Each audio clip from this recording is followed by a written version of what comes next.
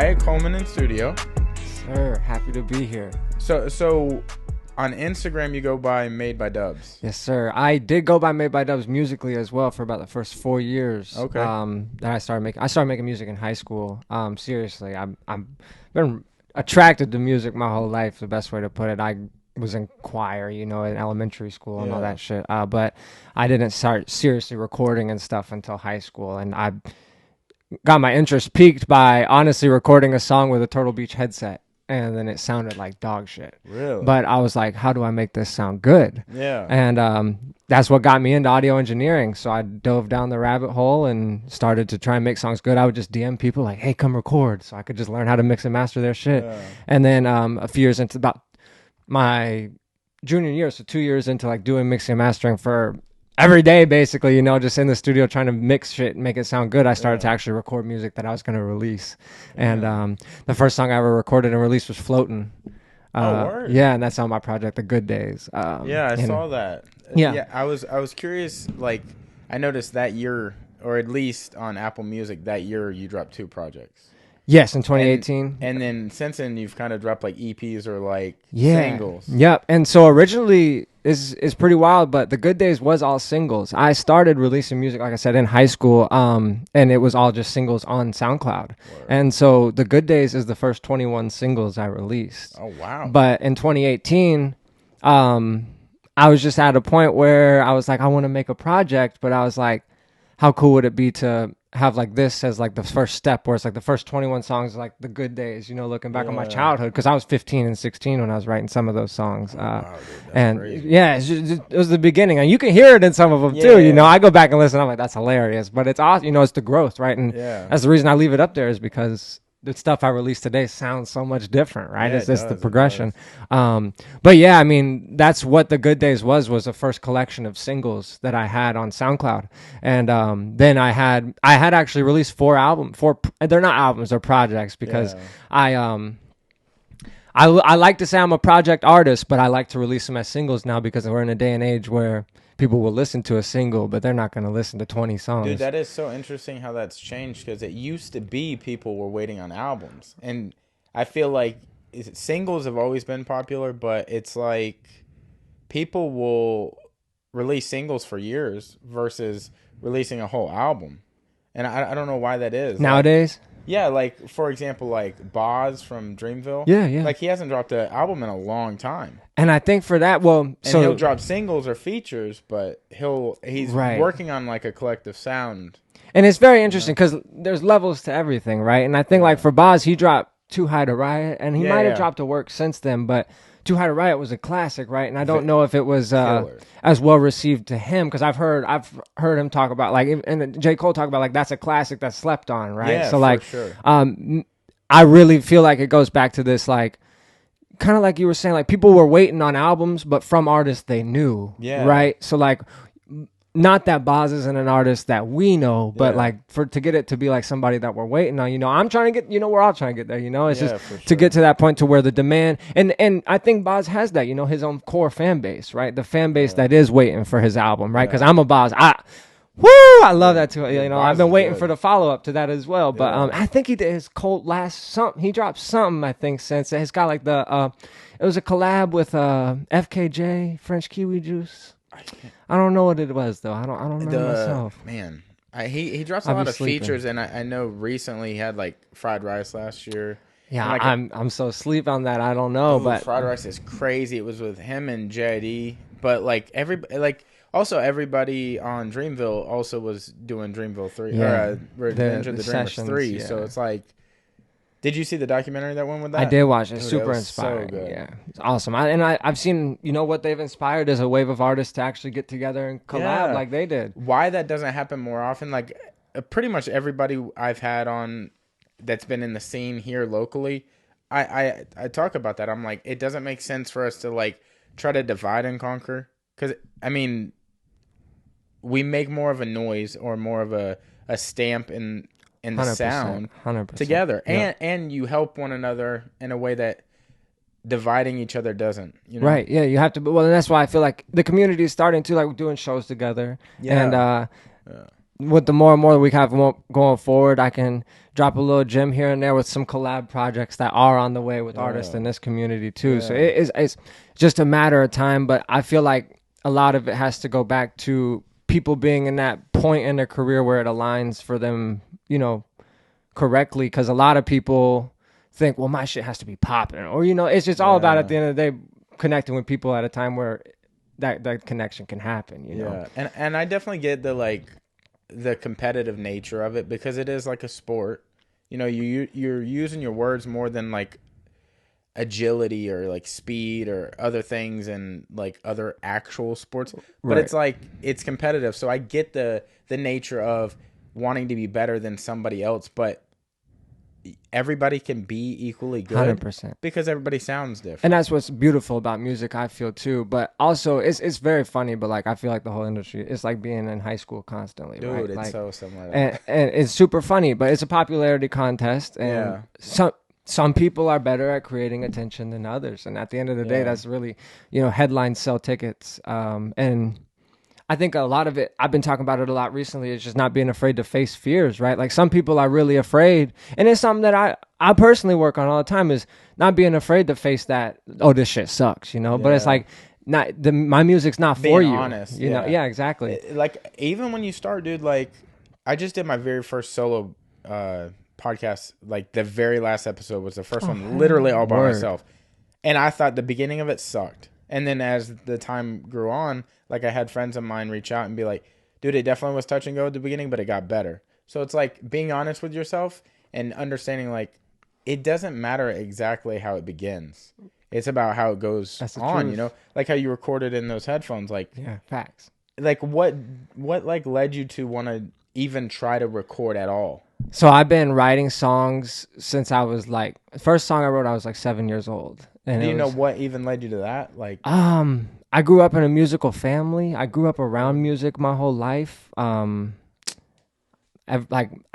earliest memory is really funny, but my parents always tell everybody I was singing Foghat Slow Ride on an airplane at like 3 years old. That's crazy. And I just have always been drawn to music. I'm always the kid that's just been singing, and it's just been a natural attraction. Like that's the best way I have to describe it, is I literally am hearing melodies in my head all the time, and it's like, okay, well, it's time to, write them down or get it out there the best way I can, and just act on that feeling, right? Or capture that emotion if I can. When you first started, like you said you were singing all the time, were you more interested in actually singing or like making songs no matter what they were? I mean, in my youngest age, it's just always, I feel like I've been about singing to express those feelings. Wow. And then eventually when I was around, I've come to a point, and I still, as an artist, I'm growing into this, but it's come to a point of like, I can express what I'm feeling here that way. Right. But it's always been through me, just trying to, it's been honestly like a therapeutic way to express who I am through my music, through singing, even if it's not like, I can connect with other people's music and sing it and put my own twist on it too, that type of thing too. So it's just getting feelings out, Yeah. But it's always been for me, it's just been that natural attraction to wanting to get something off my chest, I guess, and writing it down and then putting it into a melody was the most harmonious way, I guess, the best way that I was like, I hear this in my head, so like, let's make it happen. And that's why I had I literally was messing around with Turtle Beach headset and Adobe Audition, and it was a cracked version of Adobe Audition on my mom's laptop. And I was just like, this sounds like shit. But then I went on YouTube. I was like, how do I make vocals sound good? How do I make music sound good? Because when I was first writing music, I thought, oh, I'll just press a button and it'll sound great once I record it. Yeah, right? You don't think about having to build a beat. Yeah, no, not at all. Or master the sound or anything. And that's really where I was like, fell in love with audio engineering first. I was an audio engineer first. Like I just fell in love with making things sound great, like the best that they could, polished wise. Or there's no such thing, right? It's all subjective. But to my ear, to what I was like, oh, I love how this sounds, right? And I would just, because there's some booming hits like Joji.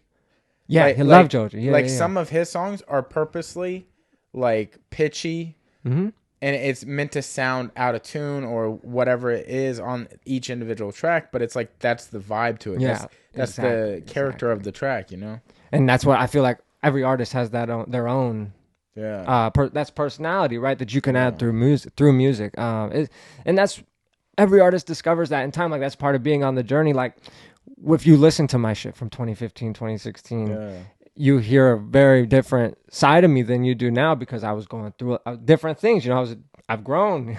Yeah, I listened to some 2017 tracks and then like some stuff you dropped this year, like the what is it? Bad Girls. Bad Girls, yeah. Bad Girls, and then that versus like Hot Air Balloon. It's so different. Facts, yeah. But it also feels like literally different times in your life. Like even if like I played this for someone else, like the first time I heard both, I was just like, oh, he was just going through different things. Like you could just feel it. Yeah. Like Hot Air Balloon is such a vibey track. Like that's initially how I even found you. Word, I appreciate that. Like I mean, I've had Rashawn on and everything, and like they talk high of you, but I didn't. I guess it's like the algorithm, and it came up on my Instagram. Word. And I think you were looking for a name for the song. Yeah, that's something I've been doing lately with all my fans is letting them pick the song title and artwork, which has been super dope. It's so cool because like I've been releasing music since high school, right? And so I have a pretty extensive catalog. I have over 200 songs out there, like features included, that type of thing. And so I've named my share, right? So it's been very cool to let the fans in on the process. And a lot of the times, like the past 3 names I would have never come up with for these songs, right? And some I would have never named it, but like Jet Lag. Yeah, Jet Lag was so dope. What was the one you literally just dropped? Like Headspace. Headspace. I love that name. I was like, I was not even in that headspace when I was writing the song. So it was very cool that the homie came up with that. It's cool because I'm able to connect with those fans deeper who do like. How cool for them to be able to. I named this song, dude. That's exactly what I was gonna like interlude into. Eventually, is like being able to connect with your fans and be different than someone else, even if though your music's different. Like that doesn't always make you stand out. Right. Sometimes some of the best like lyricists or beat makers, they don't stand out because it doesn't get to the right ears. 100%. But like you're doing something different by like helping like allowing the fans to help you name a song. That's different. Like, and it's been years. I don't know anybody else is doing that. I appreciate it, man. And it's come from just years of me like dropping. So I dropped a single a week through the pandemic. For starting in 2020, I just started dropping a song a week because I was sitting on 3 albums. I'm always sitting on so much music, but I was like, I want to release these, but I know that I'm not in a position to where if I drop 3 albums, people are going to give a fuck about it because who has, or I mean, there are people out there that do have the time, but I don't have that attention yet, right? And I have to be conscious of that. So how can I garner that attention? Well, I'll drop the 3 albums as singles.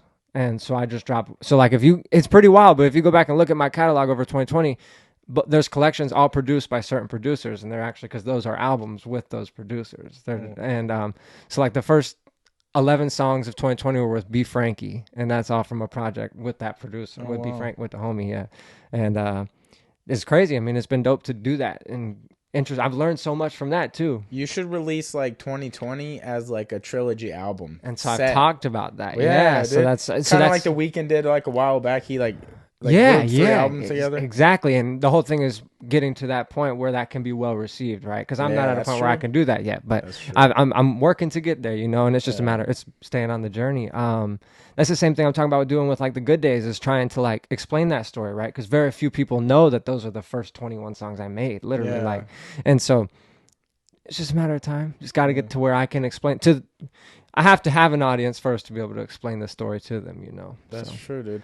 I mean, you're making rumblings in the city for sure. I mean, like I appreciate it. If it's something about either social media or just like word of mouth, but things are getting around because I mean, my Instagram was like, I wasn't even following you, but it was letting me know like every like at least once a week I would see something by you. Wow. And then I started following you and listening to your music, and I was like, damn, dude, I gotta have this dude on and talk to him about like his process.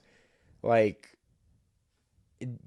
can you remember always like being interested in music as far as like the hip hop side of things? Because it seems like you float more to that side than just like any music. So yeah, for me, the love for hip hop definitely comes from me being growing up with my brother is one of my biggest. I have an older brother. He's 8 years older than me, and he's kind of Okay. like he's like growing up, I always wanted to be just like my older brother, and so he put me on. I was always in the car riding around listening to him. Yeah. I remember he gave me his iPod when I was. I don't know the specific age, but I want to say like 5 or 6. I was really young, and like it had all the Lil Wayne mixtapes, like the Drought 3. And I performed my fourth grade at the lunch table, I performed a Millie. And like, Oh I just have wow. always been in love with, my brother put me onto hip hop from a young Yeah. age, and I fell in love with it. And that's where it goes back to, I've always loved to write. Like, I've loved writing. And when it came to like being like, well, I can rhyme and then put it out on music, that's hip hop just became that deeper, Yeah. grew a way deeper place in my heart, because like this is a way for me to get what I love out in music. And that's why I've really been drawn towards hip hop, and all the artists that have inspired me. When I went to my first concert, it was a hip hop concert. So it's like Yeah. I've just grown up so drawn to that because of my brother, I feel like. Yeah.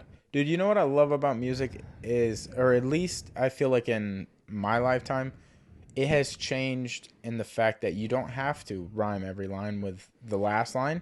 You can literally just coast on the beat or just say whatever you want. Like, there's some music out there that's literally just spoken word Yeah, on a facts. beat, like Hotel Books. I don't know if you've ever heard of them.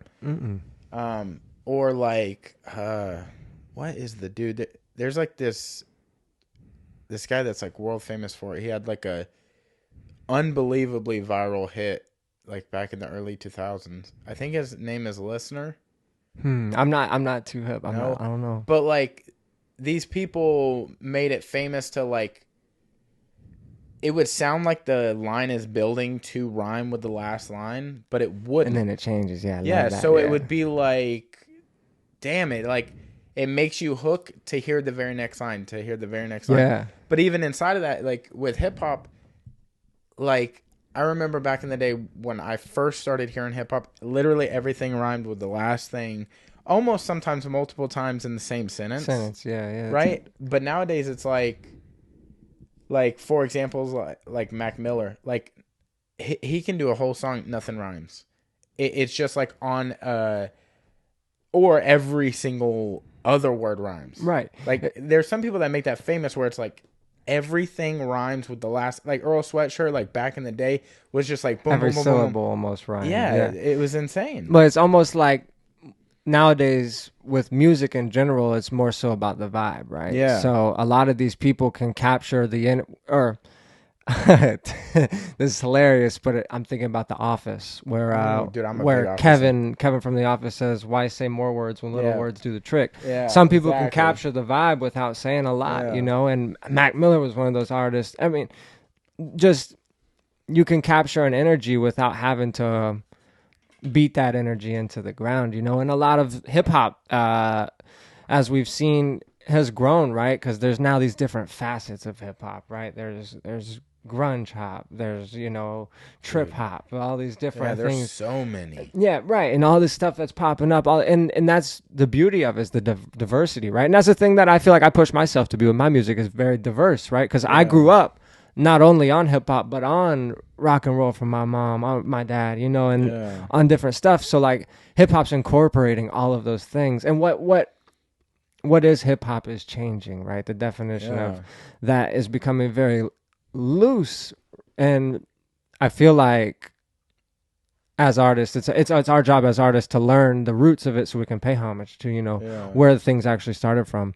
And that's why I feel like I'm huge on actually rapping, right? Like, not when you go to your shows, not having lyrics behind you, actually rapping and actually performing this shit for real. See, I feel like you are a good part of like the new class of people coming out. Like, of course, each genre in themselves are gonna have like new people coming out, but then there's gonna be some that encapsulate a few. So like they're not just like hip hop or just rap or just country or just this or that. It's like they're artists putting out different projects. 100%. So it's like each project might have a sound, and I feel like for example, somebody asked me who I'm having on, and I told them it was you, and they were like, "Oh, who is that? Like, what do they do?" And I was like, "It's a local artist." I didn't say rapper because Right. I don't feel like that's it. I feel that, and I You know what I'm appreciate that. saying? Yeah, no, and that's where that's love that you say that, because I remember being a younger when I first started this journey in music and being like, I want to be known as more than just a rapper, right? I want to, I have, because I am more than just a rapper, right? I do more than, I said do, but I do more than rap. did. I produce all, I engineer. I've been recording, since I was a teenager. I know I got off the mic there, but, You're good. but yeah, that's just part of it. I feel like is getting to a point so that when people think of my music, you can't put me in a box, right? I don't want to be put in a box. So that's love. I'm grateful that we're getting there. That's dope. You definitely are. And like the more you, like the thing you were telling me before the podcast, like the more you do things like that, the more you like open that umbrella of things you cover. Yeah. So it's like you got your hand in different pots, and maybe you can take a different avenue. Maybe a few months you're like on this project, but you're still doing your own thing. So it's like, and that's definitely the goal for me too, is to have, keep diversifying, because that's not only pushes me to grow as a human, but it pushes my art forward too. Or if it can push it backwards too, whatever your opinion of it is, as long as to me, I feel like I'm growing, that's a dub, right? And if it's, I'll learn if I'm taking it out. You know what I was thinking, that you just said that, and that made me think of a thought I had today, is we all think we have this idea of ourselves, right? And we think everybody thinks that of us. We never think they have this like their own notion. Yeah, it's like, dude, like I'll think something of somebody and I'll meet them and I just assume they think that they are perceived that way.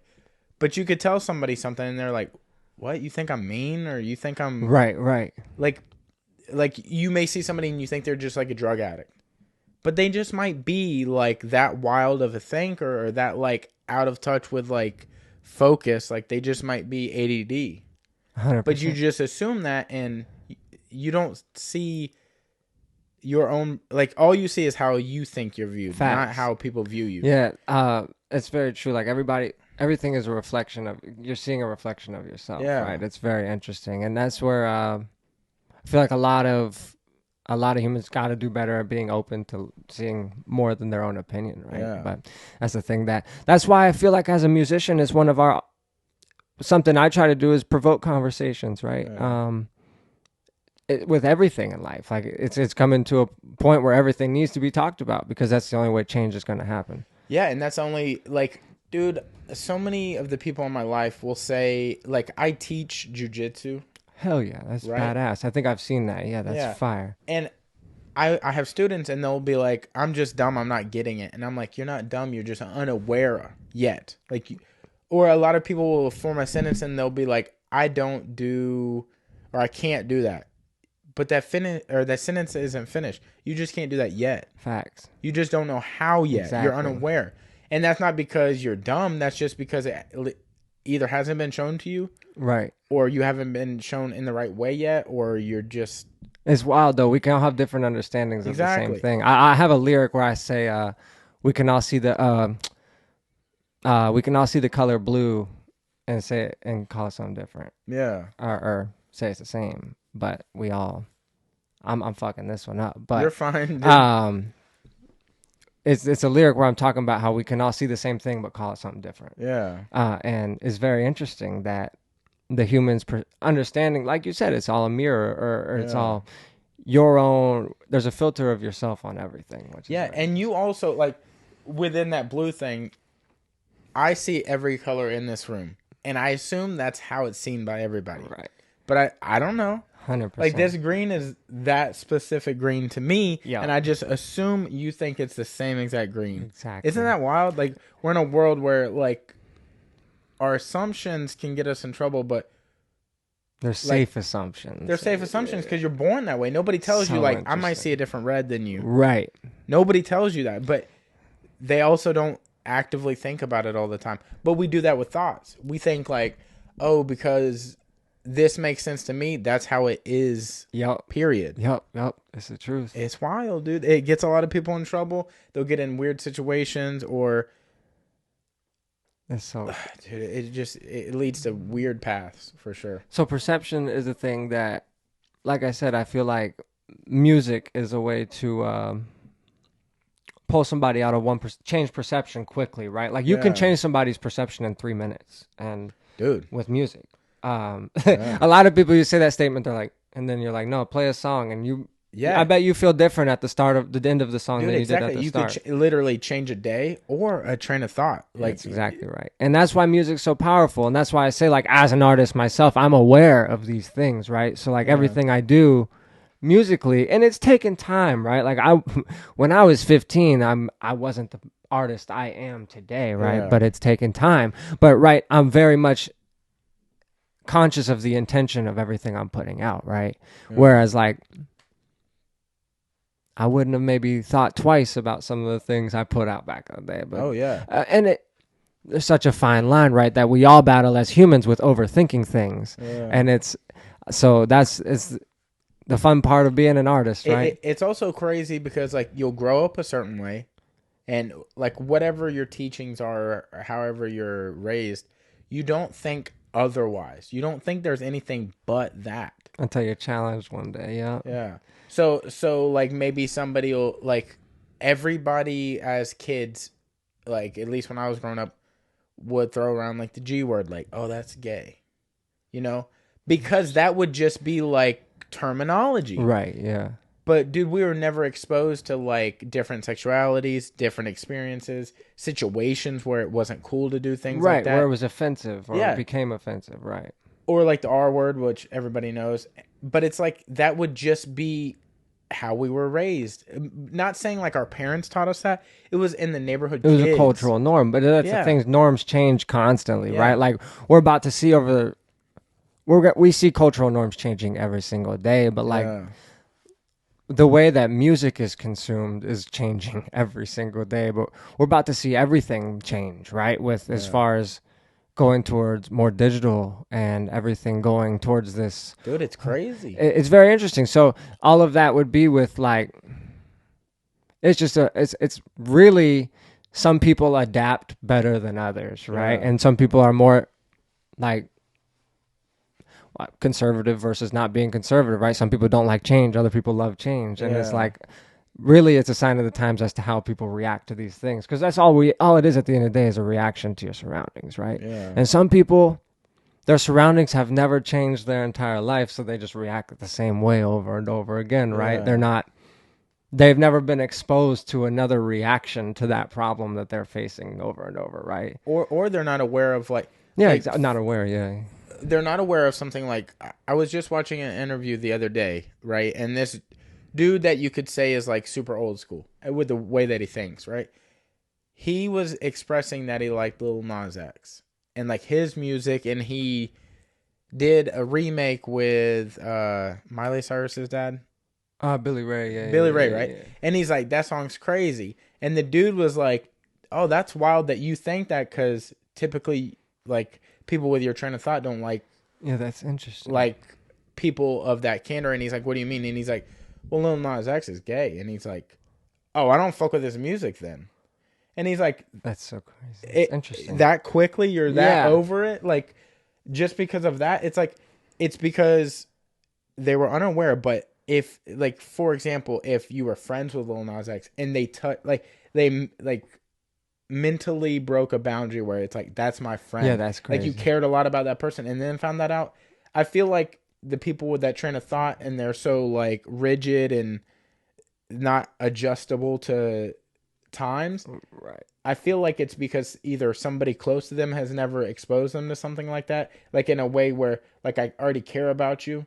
So then you're forced to really look at yourself like, am I really going to ride or die on this hill because of this is how I've always thought? Or am I going to adjust because it's like, dude, see, like I care about this person, but just because it's like against whatever I previously thought, Right. I feel like people just don't, So like they just don't open their mind enough. this is like, very interesting. I'm big on like the marketing side of things, Yeah. and from a marketing perspective, I feel all of us artists, especially independent artists, face this challenge. But I genuinely feel like people don't like things unless they're told to. Mm.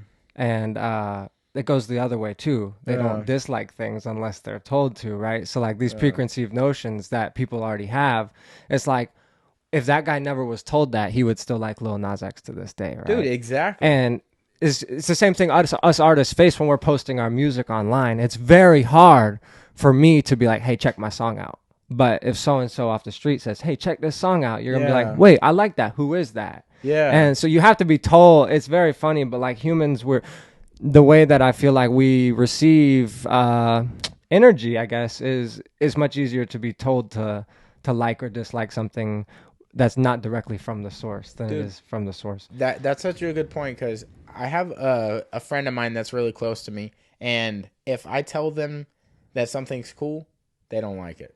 But if they find it on their own, they love it, and then they want to tell me about it, and I'm like, there's been situations where I've told them about something, and then over time they forgot about that, and then they came to me with it and was like, "Dude, you got to see this," and I'm like, funny.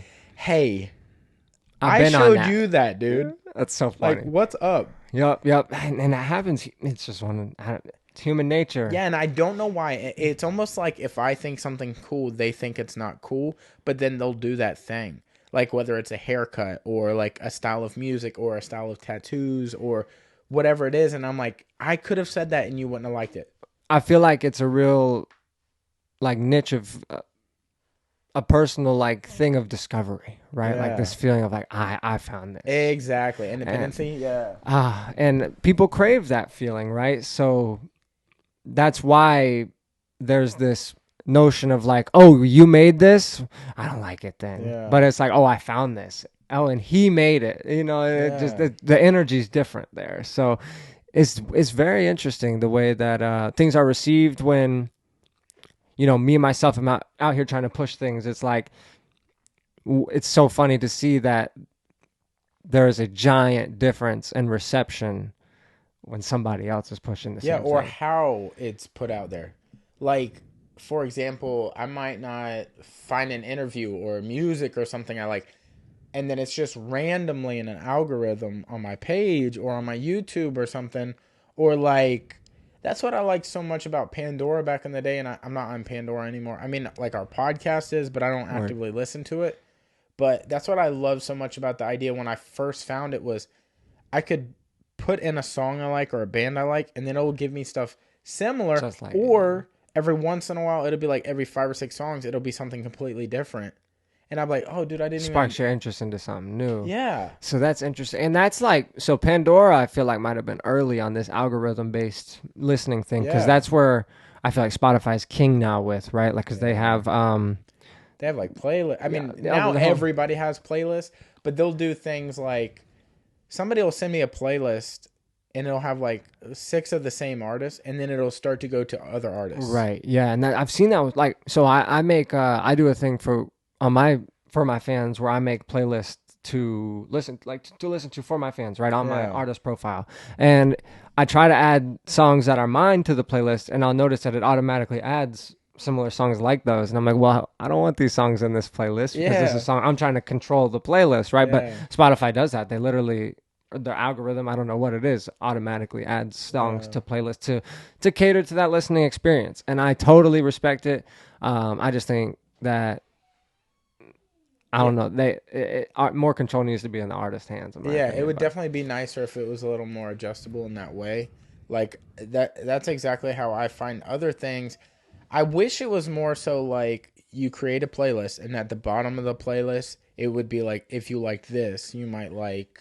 Yeah, and that's so. I'm a big Apple Music guy, and that's So am what same, hell yeah, and they have that right. Like they Yeah, have exactly. if you like Similar and artists or something. I think that is clutch. But I'm also more and more getting bigger on like moving away. Like I obviously am very aware of the current situation of the industry where streaming is king, right? Like everybody's using streaming, but we're also getting paid fractions from streaming. Dude, that's why it's so much more important. Like I'm speaking from my side of things. You're obviously an artist, but like, does it mean more Because it does from my side of things. If somebody will buy the album. Oh yeah, I mean, it means a ton. Well, it means more for a lot of reasons, in my opinion, because one goes back to what we said. You've just established that connection of being a real physical fan, right? Because everything's digital, to where you can send me a DM.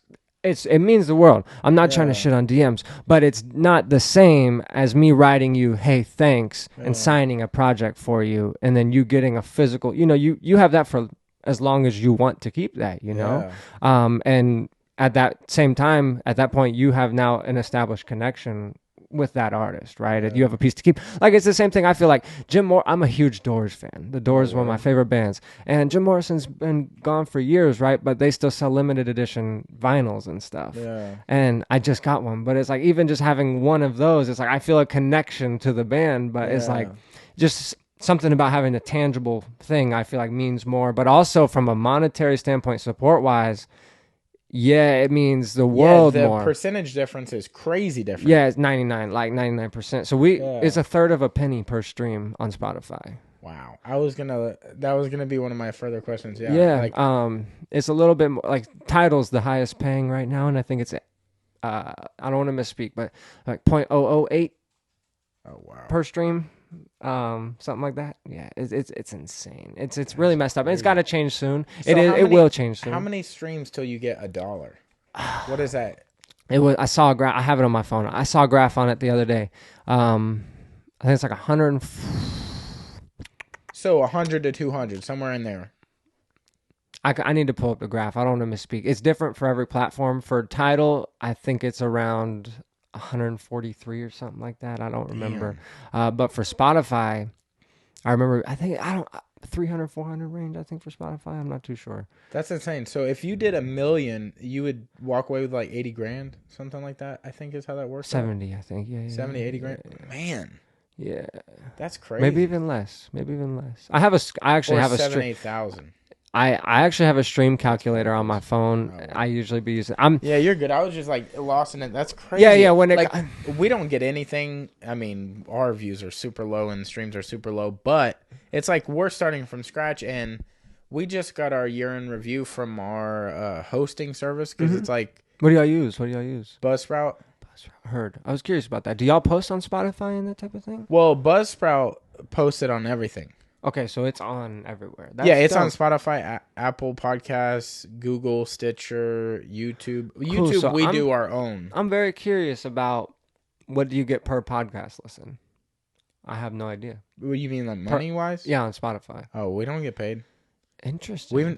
That's the only income is those shirts. Oh, heard. Yeah, I love that. Yeah. I love the merch, and that's something that, I got merch too. That's a big part of building the independent business. I feel like is merch and everything. It gives people a physical piece of dude. And I was having this conversation with somebody the other day. They were saying like the people that buy your shirt, since we're so small, are probably only going to buy that shirt. So if we come out with like another shirt in like a month, they may not buy that colorway because they already have a shirt, just because of how small we are. Like maybe eventually it'll lead to be something where we're big enough that people will buy like every drop or something, unless the drop was unique, where it was like real tree camo, one of one type of thing. Yeah. Or it's like something that everybody already likes, like t-shirts, tank tops, hoodies. They're probably only buying one of those, 100%. I mean, we're tiny, so that's a big reason why. Like, if we're big enough, of course, like the snowball will roll and they'll buy everything, or eventually they will. But I was gonna applaud you on your stuff. Your merch is sick, dude. I appreciate it, man. I'm a big fan of like smiley faces. Like, hell yeah, I appreciate it. I don't mean to keep hitting this mic. You're good, bro. I have a smiley face. Oh, hell yeah, that's awesome. That's a dope. Yeah, and like I get pedicures, and every once in a while I'll get like a toenail painted. That's cool. Oh, yeah, I like that. I love smiley faces too. It's a part of my aesthetic. I have these smiley face rugs. They're made by like it used to be Chinatown Market, but they've rebranded to just Market now. Yeah. But yeah, they make those, the Yeah, I smiley love rice. Chinatown, Love man. those. That stuff is sick. They came out with those like thank you for shopping shirts. Yeah, I Those are love sick. those. But yeah, so this is a design I made back in 2018. I did a project called Happily Sad. It was Yeah, actually I the love fourth. that project. I appreciate it, man. Thank you, Yeah. thank you. That's how I felt. There was a mood that I felt like all 2018, right? Yeah. And that was the very final project of that year, and it's been dope. It's the only. So there were 4 I released in 2018. Through the Clouds and Notions were the other 2 I released in between the Good Days and Happily Sad. But I have some samples that I haven't cleared on some of them, and then a few other things with those 2 projects. So they're only on SoundCloud, Audio Mac, and Bandcamp. I'm not able to get them on streaming currently, but maybe one day. So how does that work? So say you make a song and it has a sample. If you release it on the streaming service without any permission, is it eventually just going to get pulled? Or can it not even be put up? It can be put up, and there's examples. I mean, there's plenty of examples, but how it works is if the song gets big enough, right? Like if it only does 1,000 streams, right, you're probably never going to hear anything. But say you start doing millions of streams on it, it becomes a notable song. You're eventually going to get a cease and desist or something in the mail. Do you know who Young and Ace is?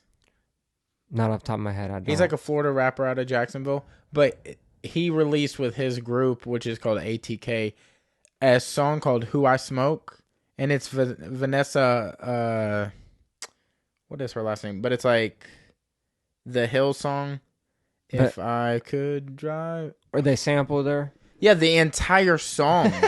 Like, they didn't even, like, there was no, like... I have not heard it, no. Fuck, dude, I'm going to play it because...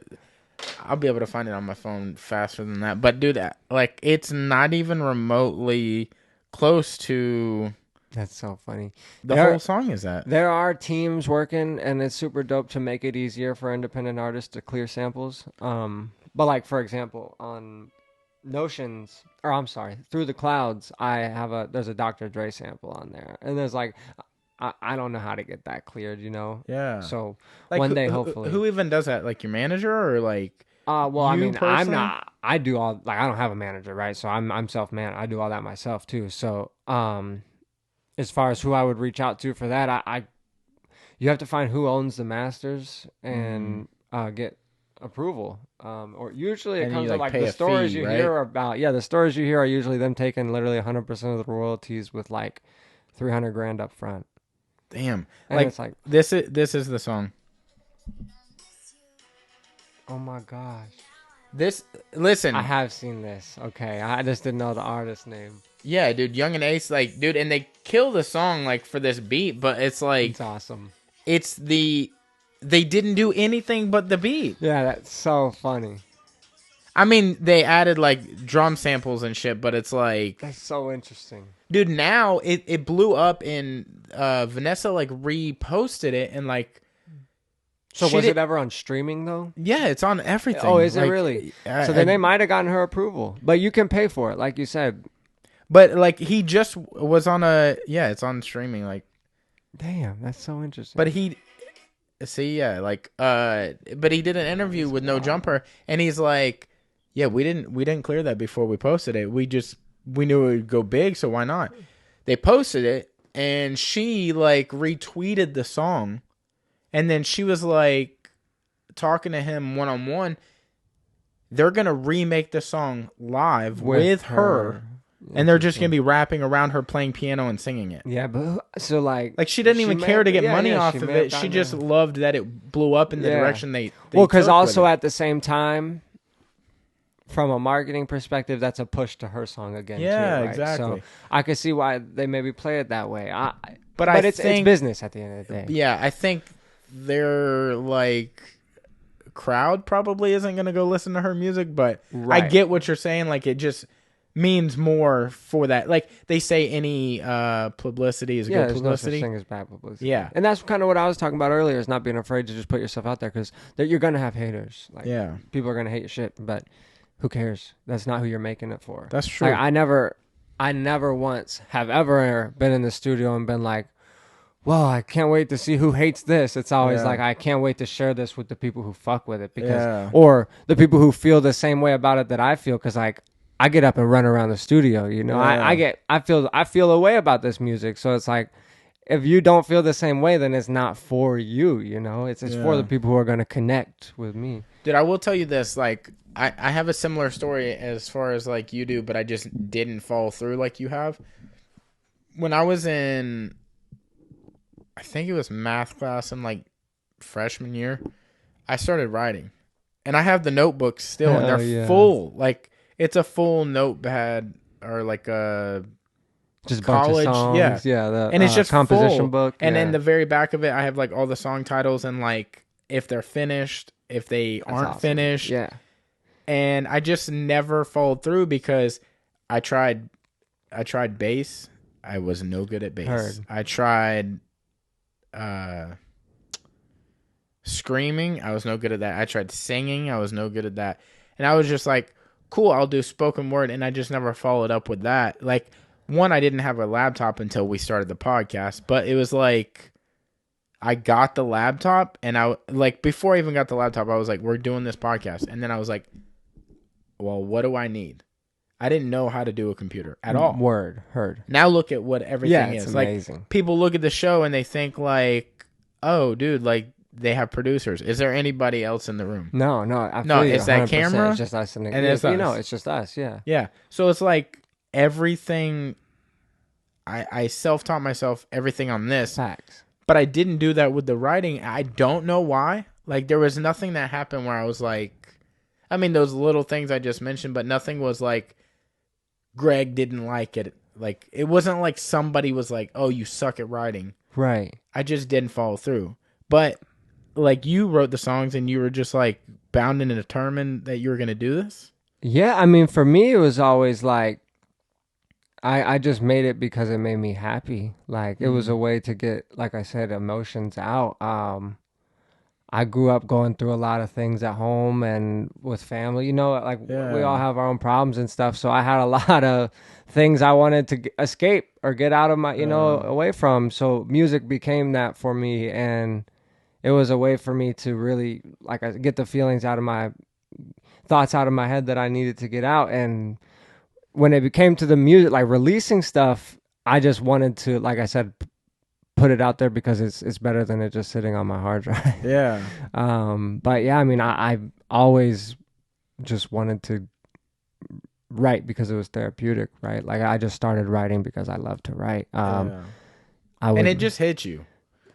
Like when I wrote, it was like I'll be in class and I'll be like, I gotta write this down. Yeah. It's not like I'm like, what do I write down? Oh, right, yeah. Thinking really hard. Like, no, exactly. What do I say? Yeah. I'm It's never like that something way ever. hits you. Yeah, no, I've freestyled entire songs because the thought just hits me right there, right? Yeah. But like I'll be in the shower and come up with literally like 3 lines and be like, I gotta write this down immediately. Yeah, I've done. And it's like, you know, it just happens, man. You just inspiration is everywhere. I'll probably write a song inspired off of this conversation, you know, like everything inspires my art and life is art. Literally every moment we're building towards the next the next moment in the journey. Dude, So. inspiration is unexplainable, like in the fact of where it comes from, but then also at the same time, it's explainable. Like your older brother, that's inspiration, and you know exactly why because you went through this situation. But then, like you said, like in the shower, shit'll just come to you, and there's no explanation why. And it'll just be a thought, and it's like, damn. Everything isn't, well, it's all just, like, we're all tapped into something, right? Yeah. Everything's a frequency, and that's why it's pretty amazing, like, sometimes we wake up tapped into different like we wake up in different feeling different things every day. However you want to break that down and call it whatever it is, what I was saying is, to me, is frequencies, right? So like if we're tapped into a different frequency that day, you're gonna think different thoughts than the day before when you were on another frequency. So it's very interesting. Dude, that's wild. Like I for some reason do my best thinking right when I wake up, or like that. You wake up, you got to go take a piss, and then you go back to bed. Like, as you're falling to sleep, I'm super active. Dude, super active. Like, I have a situation where I have to fix a tire, and I was like running through the scenarios of my schedules and like what I could do, what I could move around, what I couldn't. And that's all I was thinking about as I was coasting to sleep. But it's like your brain is trying to figure out like a Rubik's Cube of like thoughts and things that you need to organize. And I feel like I'm most hyperactive thinking wise then. Right. In that moment. And that's super funny because you're just tapped into that wavelength, right? And it's one of my favorite artists, Childish Gambino, and he said one of his favorite times to go into the studio was right in the morning. Yeah, he'd go early in the morning because you wake up like it's so interesting, but everybody operates on different wavelengths, and like some people wake up feeling fresh in the morning, some people don't feel fresh until late at night, you know. So it's very interesting when people feel the most in tune with their own wavelength. Say that 10 times fast. But but yeah, it's a mind-blowing thing, and I feel like it's a process that is not the same at all. Like it changes for everybody throughout their entire lives. I feel like everything is constantly in change, and that's what's funny when we talk about like wavelength. Yeah, exactly. It's all frequencies. Yeah, exactly. Highs and lows, and that's one thing I try to stay conscious of is gotta have the lows to have the highs. And yeah, that's why I feel like a lot of my, like you're saying with Bad Girls, like that song probably came at a time where I was up here, and then you have other songs where I was down here. You know, it's for the people on the podcast, that was high and low. Yeah, and then perspective wise, people might feel the opposite. Like you thought you were high, then they might have thought you were low because of what you were talking about, or vice versa. Facts. It's weird. Like I definitely like as far as like listening to your catalog of music and where you've been and what I've heard of it. It feels like you're at your most evolved state, and I like the direction it's going to. I appreciate it, man. Yeah, no worries. Like Hot Air Balloons, that is such a banger to me. But like that's right up my alley. Like I like that like melodic beat. Oh, maybe not melodic, but like vibey beat. Flow. It sounds like it's flowing. Yeah. Dude, it's so nice. Like it's so super awesome you use the word evolve because Mac Miller he's a huge inspiration to me, but I feel like he was an artist who we got to all watch evolve together, right? And so as I remain inspired by that, I want to continue to evolve as an artist who can get better at playing instruments, can have a fully instrumentational. I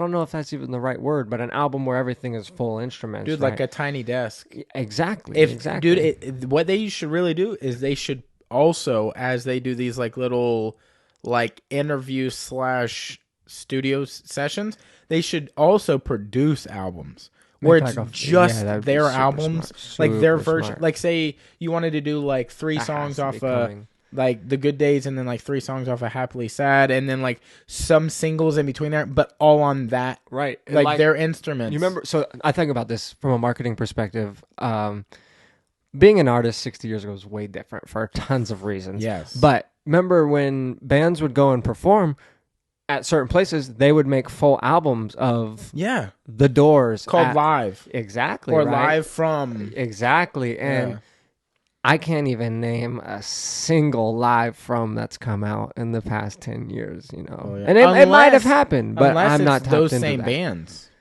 Right, those unless same like the bands, Eagles or something are still on tour. Like Metallica will still do on tour, live right. from like crazy. Budapest. And think like, about that's an income stream. That's business, you know. And so it's very interesting that doesn't exist today for us as artists, but what we do have now is NFTs, like a whole bunch of new industries coming up for artists to get into. Like you don't hear anybody doing live from Rolling Loud.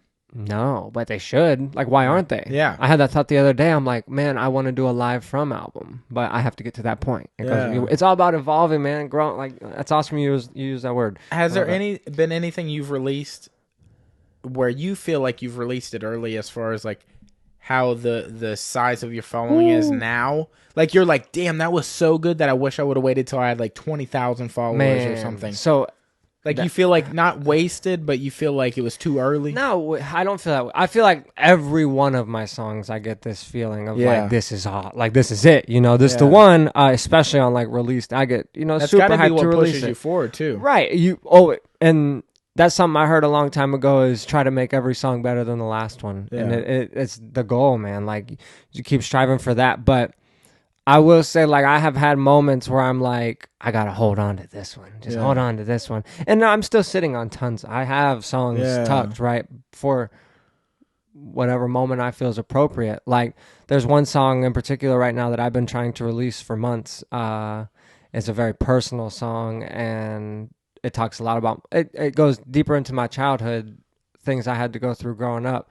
And it's trying to find the right moment to release that, right? And it's like, it's going to be a very interesting, I don't know, I think I'm going to drop it in May because I've been wanting to release it, like I said, for months now. But that's not because of I'm not big enough type of thing or anything like that. That's because of, when is this going to sit correctly with my life, or when am I ready to share this, you know? And it's not like, it's art. It's just art at the end of the day. It's just, I know that I have to be ready to share, you know, like I said, be conscious of everything that I'm putting out with the intention behind it, right? Yeah. And I want my things to, I'm very intentional. So like, the song in particular I'm talking about has to do with like me and my mom and what we experienced together growing up. And so I'm thinking about holding it till Mother's Day. Ooh, that'd be sick. Exactly. So that's why, like, I know that has intention, right? Yeah. And I think Mother's Day's in May, right? So that's why I'm sitting on it, right? But I wanted to release it for months, but I'm like, just dropping this song on any other day doesn't hit as hard as it's like, yo, in 20 years, I'm like, remember when I dropped that on Mother's Day? Like, it meant something to me. Yeah. And even if that doesn't mean anything to friggin' Joe in Kansas, it meant something to me, and I'm the artist. So, well, it's not that because that sounds very selfish. I want, it's all about the listening experience for the fans too. But it's like, I feel that releasing it on Mother's Day makes that listening experience enhanced, because it's like, yo, I know a little bit more about why he did this on that day. And I feel like your fans are gonna understand that if it meant something to you, it's gonna mean more to them that it meant something to you. Yeah, exactly. And that's what I mean. And I'm trying not to be so. Dude, I don't think. I get what you're saying. I don't think anybody's gonna take it the wrong way. Yeah. I feel that. And I feel like that goes back to me being overthinking things, you know. But as far as those 3 projects I released in 2020, I was sitting on those since 2018. I started making those in 2018. So I was sitting on it for 2 years. And you can ask the people around me. Like, my girl will tell you, I'd be like, oh, I'm not dropping this till I have X amount of followers. So I got to be at this point. But it's like, but eventually you realize that shit doesn't matter. I don't do it for X amount of followers. I do it because I made this song because I love this song. And I wasn't ever worried about my amount of followers at the moment I created this song. That's just the ego and the marketing side of me worried about it being received correctly. But if I release it today and keep working forward, in 50 years from now, it'll be received correctly as long as I never gave up on it, right? And so that's what the whole mission is. Like, I'm very aware that you can't hold on to things forever. I'm a perfectionist, but I feel like every artist is. But Gary Vee has a quote where he says, "Perfection is insecurity with a dress on," or something like that. Yeah. And it's such a good quote. Like, eventually you have to let go as an artist. And that's the beautiful thing about being a musician, is having these provoking conversations of, if you think this sucks, and that's not even what I'm worried about. This is just what I'm talking about. Like, if this provokes that feeling in you, talk about it. You know? Provoke that conversation. And that's healthy for everybody to just have conversation. It'll prevent you from hiding behind things. And then when it's really made aware to everyone, like if somebody calls you out on it, then you'll be crushed if you hide behind it. Right. But if you put it out there, people are going to be like, well, he's being himself. He's being honest. He's being transparent. Like, and that's why I feel like I've tried to always go towards with my career is, or not my, my career is, that's why I don't take down the stuff I released from 2015 and stuff like that, is because you can hear my growth. Like, that's who I am. It's literally who I was. Dude, you can still to this day look up on YouTube, like, I think it's like 2014, 2013 Jack Harlow. and he's walking through his yeah. high school, Yeah. looking nerdy as shit, like, but rapping and like. Exactly. So it's like he leaves that out there, and it doesn't even have a crazy amount of views because people aren't super aware of it because they're just like, what's popping right now. Well, that's kind of, I meant to bring this up earlier. You're talking about like multi-genre artists like Post Malone and The Weeknd. You would not call them rappers anymore. Or you would never call The Weeknd a rapper, but they're artists, right? Yeah. At the end of the day, they're artists, and artists make art. So I feel like it shouldn't be put in the box. I have a real hard time when people ask me like, "Are you a rapper? Are you a?" I'm like, I'm not. I'm an art. Whatever the music is to you is what I am, because just like you, I am very aware that people don't perceive me the same way I think they perceive me. So however you perceive me, tell me. Like that type of thing. It's like this is for you to make your own. That's what art is for you to make your own interpretation of it, and that's why I like to have fun with art and leave things open for interpretation. I don't feel like things have to have, not everything has to have a definitive meaning. Yeah. It can be what you want it to mean. And I feel like that's what all great art is to me. Like, I think the great artists aren't worried about the way it comes off. They want you to just experience it the best way. Like, because it doesn't matter what you feel or want it to come across, because people are going to feel what they want to feel. It's natural, like whatever. Yeah.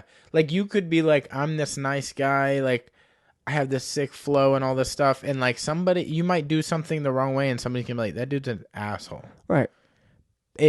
But you wanted to be a cool guy or a nice guy to them. It's like people are going to perceive things the way it affects them in that moment. Like even if your music is the most positive, if they got in a car wreck and somebody in their car died 100%. while your song was on, they might never listen to you again. Right. Yeah, 100%. So it's like really what's going on with them at the time. Like, yep. And that is so much why the music industry is so interesting, is because every artist has a unique timing, right? Yeah.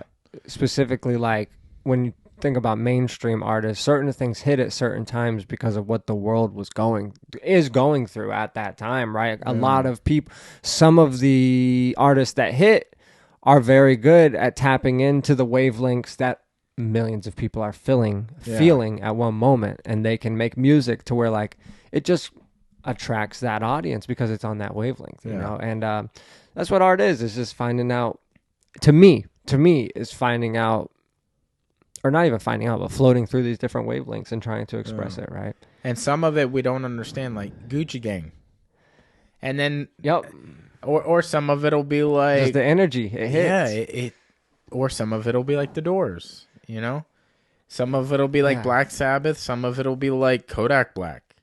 It's just like where you are at the time that it hits you. Like 100%. Dude, I remember listening to Ozzy Osbourne, Mama, I'm Coming Home with my dad, and like that album will forever hold a place in my heart. Like it'll never change the way it made me feel. Even if me and my dad's relationship has changed since then, those moments, I look at him how I looked at him back then in those moments. And when I hear that song or that album, it's like, bro, it takes you right back. Yeah, it's like such a comfort. It's like if you're freezing and you put on a warm blanket, it's like right there for 100%. Yeah, and I have those same memories too. Like music does that things for you where it just brings you back to certain places with music. It's so interesting.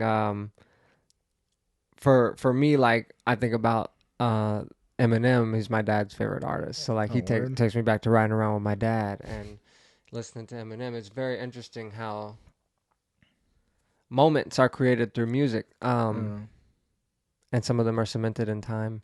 I forget what I was thinking about something we were talking about just before, but it left me. Maybe it was like a memory with a song or something. Yeah, I don't know. I'm lost. I don't know. Well, I will ask you this because, like, are you signed to anybody or like just myself? So you're financially having to put the money into the music to put it out, right? Yes, sir. So do you have to pay for your songs to be on streaming services? Yes. So there are tons of different services to make it happen. Same way that you said you use Buzzroute. Buzzroute. Yeah. So for musicians, there's TuneCore, DistroKid, CD Baby, United Masters, Ditto, and more. So you pay like that one place. Yeah, and they you put it out pick on one, everything? and they'll put and you can pick the platforms even. So you word. have customizations of all of that. Do you have to pay more per like platform that you add on? So if you have 2 versus 6, that can depend on the service. So like DistroKid, and all the services have different pricing, right? So like I used TuneCore for years. I use CD Baby. Right now I've been rocking with DistroKid, but all for different reasons. TuneCore, you pay $10 per song per year, and or $50 per album per year, and that can get pretty expensive if you're not doing big numbers, 20,000 streams a year on each song, plus what 140K on each album. Yeah. And so to pay for just the renewal cost, DistroKid, this is why I've been fucking with them, is it's $20 a year unlimited music. But the big difference between DistroKid and TuneCore is TuneCore you get paid every Friday. So you get your royalty statements every Friday. DistroKid's every quarter. So you're only getting 4 checks a year from DistroKid. Yeah, well, if you're not relying on it and you're just like 100%. It's like a savings for artists that are up and coming. That's not bad. But as songs start to so my song, I have a song right now called Car Full of Smoke, and it's starting to do more and more streams on Spotify through luckily I've been super fortunate to be placed on Discover Weekly, which is a Spotify I think playlist. I saw that the other day. Yeah, super sick. fire. Shout out to all the fans that have been adding it to the playlist and all that shit. It's super helpful, and I'm grateful. But yeah, Spotify's been showing love through it in Discover Weekly, and through that, like, I can use the money that those streams are making to run ads, right? So like that's why TuneCore would be useful to get paid every Friday. You feel me? Because then it's working revenue, and I don't have to come out of pocket. But a lot of artists aren't thinking about this shit, man. Like I'm having to do the business stuff myself, whereas like other artists have managers and stuff like that. But like I'm huge on not giving up percentages. So if I don't have to give up 20%, I'm not going to give up 20%. And so that's why I do all this myself. I'm just like you. It's all DIY, you know. It's the best way to be. Dude, we just had a guest on, and she sat down on the couch, and she was like, before we even started recording, she was like, "So is this all you guys do?" Like I was like, "All we do?" Like, no, we have full-time jobs, and she thought this was like our full income, like, and it was enough to sustain both of us, right? And I'm like, bro, there is no income other than you coming in that door. Like, that's the only income there is. Like, facts. I feel that. You know? It's interesting too, man, because what y'all are building here is super dope. Like in time, you know, through what you're building business wise, merch and all that is going to become an income stream. And that's the same thing for all of us artists too. Like starting out, this shit's not an income stream. Like, but the point is it's a passion and you enjoy doing it. Facts. And if it can lead to other things, then so be it. Right. You know, exactly. 100%. And the craziest shit with music, man, is that that I've experienced personally is it changing people's lives and impacting people, right? Like that goes way deeper than any monetary value. Is to have people that message me like, this song saved my life, or you saved, you know, that to me is way deeper than like anything else, because it's a connection that's it's priceless, right? There's nothing that can be placed on that through. And the same thing with like your podcast. Like you never know who your podcast is going to reach. And it's the same, like it goes back to what I said earlier, but just not being afraid to, like that I would say is the answer to why I don't just hold on to my shit for myself, is because it's like, if I can share this with somebody and them feel the way I feel about it, you know, then that's a good point. Yeah.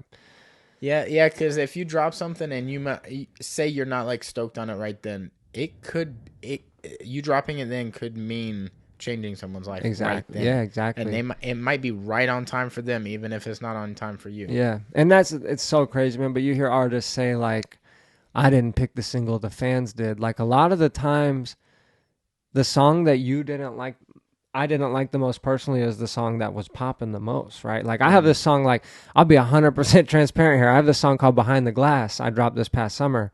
It was actually one of the first songs, like I self-produced it all, did everything myself. And I was not too huge on it when I dropped it, but the feedback on it's been crazy. And it's just very funny how, like, just like you said, I was not at a time in my life where I'm like, this is a vibe, but other people felt that way. And that's what music is about. It happens at different times for different people. And like I said, some people go big because they are able to tap into a wavelength that millions of people are also tapped into. Yeah.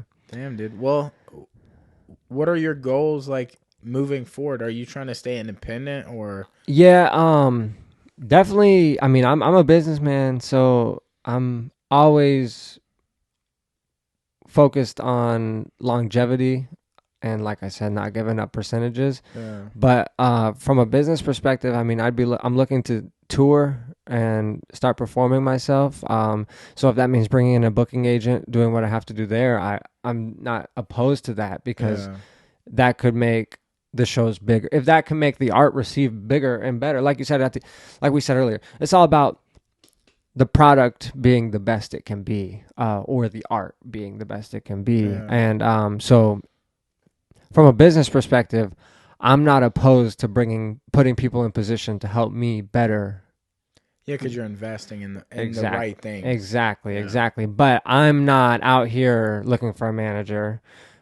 I'm not out here looking for anybody to sign me. I could, if you're trying to sign me, it's because you're trying to make money off of me. Yeah. It's not the opposite way. You know, I'm not. It's, you have more to profit off of me than I do, because why else would you be trying to sign? Yeah, because they see you're doing something. Yeah, exactly. They want to be a part of it. Exactly. And so as far as that goes, I'm always open to good business, and I'll be the first to. I'm here to say, pay the producers, pay your engineers, because that's what has to be done in this industry. A lot of people go unpaid, right? And I'm here for good business, but I'm not looking to just sign into anything, that type of thing. But my goals are definitely, I'm trying to tour and just keep releasing music and connecting with the fans. Right now, my biggest fan base is in Germany, and I've never been to Germany in my life. Dude, that's wild. We have like a following in Germany as well. Really? That's so crazy. I don't know what that is. Like we get, like, it drops down and it shows you like the breakdown of analytics. Mm-hmm. And like our second streamed, other than Pensacola, Florida, is Germany. And it's a town in Germany, but it's like Pensacola, Germany, and then right behind that is Atlanta. Interesting. Yeah. So it's like I don't know crazy. If it's part of an algorithm we're on or something, but so Germany fucks with us. Yeah, Germany's tapped in, man. Shout out to everybody over there listening. For me, don't know if it got into a thread on Facebook or what. I don't know how it happened, but it's all through social media. You're going to go tour over there, and it's going to be like one of your sickest shows. That's the goal, man. So I did in December 8th, maybe December 16th. I might have my days a little off. I'm terrible about that specific shit. But I dropped a song with this artist from Germany named Power Goth Girl. I saw that. I was listening to it before you got here. Hell yeah. That song is so she reached out to me through Instagram. We made that happen, and it's been cool because like she's local to Germany, and Georgia, I believe, is the other. I think she goes to college in Georgia over there. But those communities, right, that I would have no access to before. Yeah. She happened to find my music and fuck with me all through social media, man. So it's crazy what social media has done. And I'm huge on. I worked in marketing for a cybersecurity company. I started interning there in high school. Oh, wow. And so I have a huge marketing background. I'm big into this business shit. I push every artist to do their own marketing, because there's no point to be giving 20% to somebody unless they're doing 20% of the work. Also, you care about it more than they do. Right. Well, and this is something I'm sure you understand, but if you want to do something right, you got to do it yourself. Yeah, because you know what you're looking for in your vision, and like I pride myself on like my thumbnails and like my stories 100%. And stuff. And I peeped that. That's dope. Yeah, it's like I put a lot of time, and I make no money off of it. It's because that's how I want it to look. Like if I'm gonna do this, I want it to look a certain way. I want it to feel like there's quality there. I want people to assume we're making money off it. Right. Because I want it to come off like somebody is willing to put that kind of time and effort into it. They care about it a lot. And that's the same. I can 100% relate to that, man. And I respect the fuck out of that, because I was bragging on your merch, like the way you made the graphics. It was over your album cover, and I was like, dude, the way it layers, like I'm seeing this. I don't know that everybody's seeing that kind of thing, but it's like I'm seeing that, and I appreciate it from like I appreciate you peeping that, bro. Yeah, that's me. I do that's literally me doing all of that shit, and it's because I care about those details too, man. Like I was just gonna say, even since I was dropping shit on SoundCloud, you know how you just said you want people to think you're making money off this shit? Yeah. I've always been conscious of like, if I'm going to do this, I'm going to be the best at it that I can be. So from a marketing perspective, I'm going to look like a fucking superstar because to me, that's what I feel, you know, that's who that's who I know I am, you know? So at the end of the day, it's like, I care about things being professional. See, I'm a professional person. This is exactly what I was talking about earlier. You are a superstar in your mind. Everybody else is just unaware yet. Facts. They just don't know yet. Facts. That's all it is. That's 100% the truth, man. But, and it goes to the same thing with like everybody, like, you know, the value of what this is going to, what some people suck is going to end up being to people. And especially the platform that you're providing for us as artists. Like, I appreciate the opportunity to just come here and speak with you, man. Dude, we appreciate you guys coming on. And it's a voice to the community that was never here before. So it's very dope, man. And it's like you not only having that foresight, but appreciating and respecting your vision enough to execute it professionally. It goes that step farther. It's the same. I'm on that same shit, man, where it's like, if I'm going to do it, it's got to be professional because I care. And it's so dope to me that you tapped into like how I market my shit because that's the stuff where I'm like, just like you said, I don't get paid to do the small details, but I know that I give a fuck. So, dude, and it's crazy because only a select few people will see it. But you do it for you, and if other people see it, it's like a tip of the hat to you. Like, you see what's up. It's dope. Yeah, exactly, man. And like you peed the little golf. Yeah. And Hilton isn't in here today, but dude, he's gonna love that you said something about that. Like, hell yeah. Yeah, I'm jealous, man. I literally was trying to get somebody to go play with me in that competition, in that tournament. I'm gonna hook you guys up. Hell yeah. Y'all play golf Hell together, yeah. dude. That would be so fire. Yeah, I remember when that shit happened. I'm a huge golfer, man. I grew up super competitive. That was I played baseball, football, soccer, until I found tennis when I was like 6 or 7. I started playing tennis real heavy.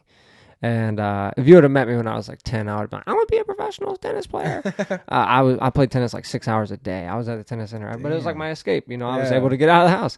And eventually I found music. Like I said, I found music for real when I was 14. And that kind of took me. I started putting the competitiveness into I'm going to make a better music rather than I'm going to get great at sports. But eventually I found golf when I was 17. And it became like, because I had a group of guys I was playing tennis with, but then I had nobody to play tennis with. Tennis is a very hard sport to just, you can't go out there and play by yourself. And also, you can't just be like, let's go play tennis, bro. Especially when you've been training. Like, I was playing tournament tennis and stuff like that. And I was at a certain level, right? I played for my high school and stuff like that. And so, I'm not just at the point where I'm like hitting I'm playing. It's hard to just hit somebody up and be like, let's go play, you know? So I had to find something else to do. And I found a $100 set of clubs on Craigslist. And my life's never been the same since, man.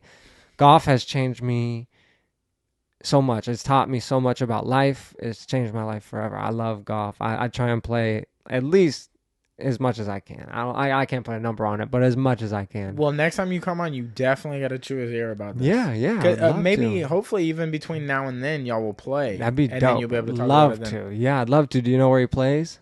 I know that they play. There's a course off Scenic. Okay, yeah, it's probably. I don't know all the names of them out I here, think they play there, and then he plays somewhere else with his pops. Heard. But like, I think that one was at Scenic. It was like a Bubba Watson thing. Yeah, that's so cool. And he won the hole-in-one thing. So crazy. He won a bike, and he still ain't gone and got the damn bike. But it's like a track bike from one of the local shops. Wow, that's so he got to meet him and talk to him, and I was like, dude, you got to get him on the podcast, bro. That would be like, so how crazy. Fire would yeah, that be, especially. dude? Oh my gosh, that'd be so amazing. It'd be so sick. But yeah, I'm a huge Bubba Watson fan. I was watching the pro golf tournament earlier today. See, I worked at Perdido Bay Golf Club for 5 or 6 years. Word. But I never played there once. The only thing I fucked with golf wise was they would let you like chip the balls back into the putting or in the driving range. Oh, okay. Because it would be in like the cart path. Yeah. But you could like just chip it as you're walking, and then you get in like the ball machine and drive it around, and then pick up the balls. Yeah, I feel that. But I never played golf ever. I never did any of the 9 or the 18. Gotcha. Yeah, I played Perdido Bay once. That course is mean. Yeah, dude. I cut grass there for 5 or 6 years, dude.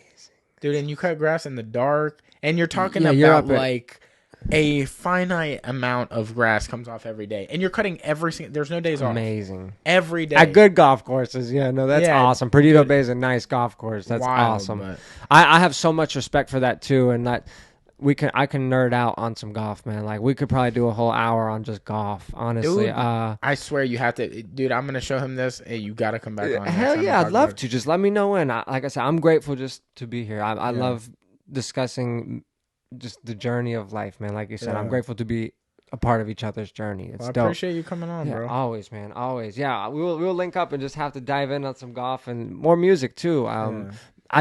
It'd be dope too as things go on. Maybe do a collab podcast with some other artists in here. Oh, too. for sure, bro. Dude. When you were telling me what you're doing before this, I almost was like, bro, bring him too. Yeah. But I want to have like a one-on-one with you. Yeah, and I appreciate obviously I love the other guy, but like one day maybe all together. Yeah, that'd be dope. No, there's more too. I can't spill the beans quite yet. Yeah, but there will be plenty of opportunities that are coming up. I just did we did a New Year's Eve show. Yeah, I saw that. Out here in Pensacola. It was really fun. That venue used to do a bunch of shows, like a bunch of shows, like heavy metal shows, and like that's how I'm familiar with that place. I went to like I don't know, hundreds of shows back in the day. So it got hit pretty bad by a hurricane. That venue. Well, it actually fell apart before that. Even. Oh, okay. Like not like the building fell apart, but like I guess the relationship with the promoters and I saw whoever owned the building. I saw so it had gone through some shit with the city, but now I guess they're having to still renovate from or there was like still building damage when we were there. Yeah, but I was talking to somebody that was at that show, or I guess as part of like y'all's promoting team to do it. Yeah, and like y'all are like setting up a relationship that seems like it'll last. Yeah, they seem to have a good thing going there. I'm excited to see what happens at that venue. There was a really cool show. What I was going to mention about it was it was my first time since my very first show ever, which was back in high school, having somebody else on stage with me. Oh, wow. And I did like a collab performance where we got to preview some songs. And it was amazing. It was so dope to see how those songs were received, and I look forward to doing more of that. So hopefully, like we talked about earlier in the show, we get the city more involved together. Yeah. Because I think that's one thing I talk about with a lot of artists in sessions is all of us, we are individual artists, but we all also represent Pensacola and the 850, right? Like I want to change the narrative of T-Pain being the only artist from the 850 that people can think of. I didn't know T-Pain was from here. That's what Tallahassee. That's what T-Pain. Yeah. Oh, really? Yeah. Oh, I thought it was like Tylenol pain reliever. No, he. That's really what it is. I'm fucking with you. That Tallahassee pain is what. I did not know that means for. Yeah, stands for. Damn. But yeah, and literally, like, if you ask some people who's an artist from the 850, T-Pain will be the only one. See, the only thing I think of from the 850 is like athletes. Right, and there are a good handful of athletes, but I really feel like with the artists, so I've been running my studio in this. I started out in Niceville, but moved to Pensacola about 5 years ago now. Yeah, 5 years ago. But I've been running the studio for 8 years. Okay. And so I've been making music with a lot of artists in the area. And knowing how much talent is in this area, it really comes down to how bad do we want it, right? Yeah, are we going to wake up every day and market our shit? And like, I try to lead by action. You can go look at my social media. I ain't missed a day. And that's not a thing, but it's proof that I'm not afraid to put my shit out there, you know? Yeah. So as an area, how bad do we want it? Are we all going to get up and post every day and say, no, we are fucking dope. This is Pensacola, you know? Or it's the same way that like Los Angeles put Los Angeles on the map. Yeah. Everybody coming together and saying, we're from LA. This is we are fucking LA. This is the energy of LA. And that's not something that just happened. It took 50 years to become the Mecca, right? Yeah. And like New York might be the New York most too, rep Atlanta. city of all time because everybody's like New York. Oh, you ain't shit unless you're from New York. Yep. Like, and Atlanta's bubbling, and it's all you've seen it because individual artists come together to represent the city. Yeah. They like Jack Harlow represents Kentucky. Yeah. And he's putting Kentucky on the map. Yeah, or like and Bryson Tiller too is from Kentucky. Andre 3000 and Atlanta, Big Boy. yeah, yep. They're like the South's got something to say. Yeah, I love that. You know, Big Boy's a big golfer. I'd love to play golf with that man, Big Boy. Hey, one day, put it out there, it'll happen. Exactly, bro. got to. That's like my epitome. So I'm super competitive. Like I'm sure you can tell, but I've been in sports my whole life, super competitive. But the end goal for me as a golfer is to play in like a pro-am. Oh, that'd be It's sick. so cool to just get in the rope, see those guys up close. Oh my God, those pros are so good at golf. Crazy. Yeah, So crazy. But so you do jujitsu. I do. It's amazing. How long have you done that? Since July 27th, 2016. Wow. What made you pick that up? Was it just a natural calling? Well, I skateboarded for like 16 years, and nobody tells you about skateboarding is like, with skateboarding, I feel like you learn pretty quickly if it's going to be your thing or not, but I didn't know that. And I did it for a long time, and I was like, dude, it's bound to start clicking eventually. Yeah, it never clicked for me. it did. Like, I was like locally okay. Heard. But I wasn't even locally good. Like, there's this dude, Shane, that's at Waterboys, and he's like unbelievable. I wasn't even like nowhere near as good as he is on his bad day, right? And I was like, shit has got to change. And there's other things I was interested in. And one of those things was fighting. And I was like, interesting. Well, dude, I'm 26 at the time. And I was like, I need to do this now. Like, this is like starting fighting at 26 is even old. That's like, that'd be like starting rapping at 40 or something. You're like, well, it'd be like starting rapping at like 30 or 35. It's like, you're like 2 Chainz at that point. You're like, all right, I'm a little late to the game, but I can probably still do some shit. Right. And I did it I did striking and jiu-jitsu and everything the first year. But like what got me into it was like I was watching it all the time, and I was like, not that I thought I could be as good as everybody else, but I was like, I mean, I want to be more aware than what I'm just looking at and me just talking like, so interesting. Oh, fucking punch him in the face, stand up. You know, people are just so unaware of like how things really are. It's literally an art too. Yeah, so I wanted to inform myself. So I started at a gym and realized really quickly, like I started rolling with like this 13-year-old girl. Rolling is like wrestling. It's actually jiu-jitsu, but the sport of wrestling or jiu-jitsu, it's called grappling because it can be either or both, because there's no like fine line between the two, other than like wrestling is pinning people and there's points for different takedowns and stuff like that. Jiu-jitsu is like, you don't mind going to the ground, because even though there's points scored, there's still like dominant positions or submissions. Like, there's not really submissions in wrestling. But, like, the sport is, like, grappling. Right. But they are divided. But, like, I was getting, like, twisted the fuck up by a 13-year-old girl that I, like, outpowered by, I mean, an exponential amount of... Interesting. You know? And I'm like, how is this happening? All due to technique and stuff. Yeah, it's exactly what it was. Her technique was, like, way better than mine. She'd been doing it for, like, so many years. And I was like, dude, I'm just going to be stronger than this girl and throw her around.